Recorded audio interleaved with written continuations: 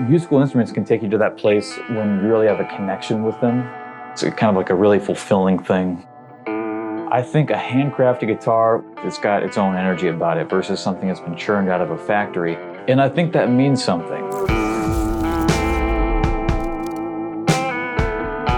I'm Dan Butler, and I build guitars under the name Eidetic.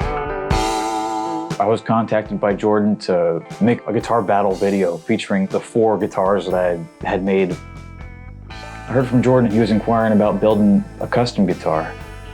It was going to be a fretless 7-string guitar, and it was going to have series parallel wiring. We were going to design the shape based on an Explorer type shape, but with our own modifications. This is the neck blank. It always seems absurdly huge. Just trying to play the guitar like that. The good news is it'll be wide enough for a 7-string, that's for sure. It was just 3 blocks of wood that was eventually going to be the guitar. So can you already tell if this is going to shred? I think this is going to be nice, man. The first thing we started to do was design the template. We were just spending our time just erasing this corner and making it a little more jagged, bringing the sides in a little bit, changing the angles of the body. And after a couple hours, we had a design that we were pretty happy with. I glued the 2 body blanks together, so I planed them and then traced it out, rough cut it, used the router with a ball bearing bit just to follow the template and basically trim the sides. Then started in on making the neck, which was probably the most arduous part of the build. Yeah, it's kind of getting there. Looks like a guitar, man. Took quite a bit of sanding with a straight edge piece of metal with some sandpaper stuck to it. When you get into that attitude of instant gratification where you want the next stroke of the sandpaper to be the one that finishes it and makes everything perfect and beautiful, then really you don't end up anywhere but frustrated. You got to keep the end goal in mind. It was also rather difficult to cut the neck tenon so that it would fit the cavity perfectly. As a matter of fact, I remember that process taking a couple of weeks.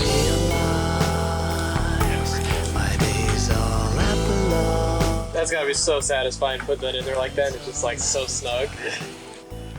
We designed kind of a custom headstock shape, which would fit so that all the strings would go straight across the nut.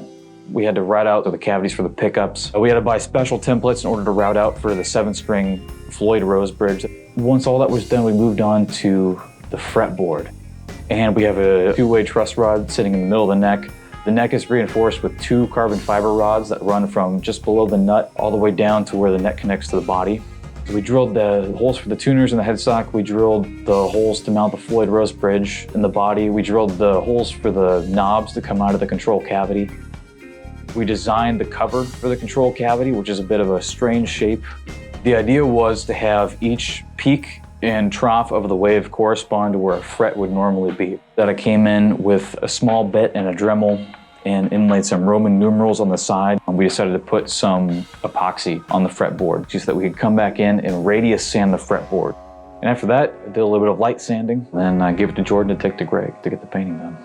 We had talked about the design, and so the Galaxy was a little bit bigger than the rendition, but I feel like it fit the guitar a little bit better. I had a texture stencil. I stenciled out what the Galaxy, like the shape of it, because it was smaller in back and front to give that kind of pulled look. Like sometimes when I went to chisel it back out with dark, it got too muddled, so I had to come back over with the highlight. I think the funniest thing was each star was individually poked. Now that the painting was done, all that was left was to do the electronics, the setup, and installing the hardware. All the cavities are grounded with copper tape and they're soldered together. Then they all go to the same ground. We installed the pickups first, then installed the controls, and then the soldering process took all of just a few hours. The bridge went in perfectly. It was a nice snug fit and it floated just the way it was supposed to.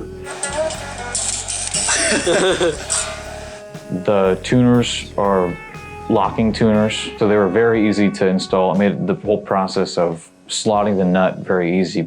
How's it feel doing the last thing on this 8-month build? Oh, it feels good. It feels good to be done, not because I didn't enjoy the work, but because I can see all the work coming to fruition. Like hearing that thing through an amp for the first time was a real great experience. So you gotta do it just because you enjoy doing it. And you enjoy working with the wood, and you enjoy the soldering and the problem solving, and you enjoy having an end product that you created with your bare hands.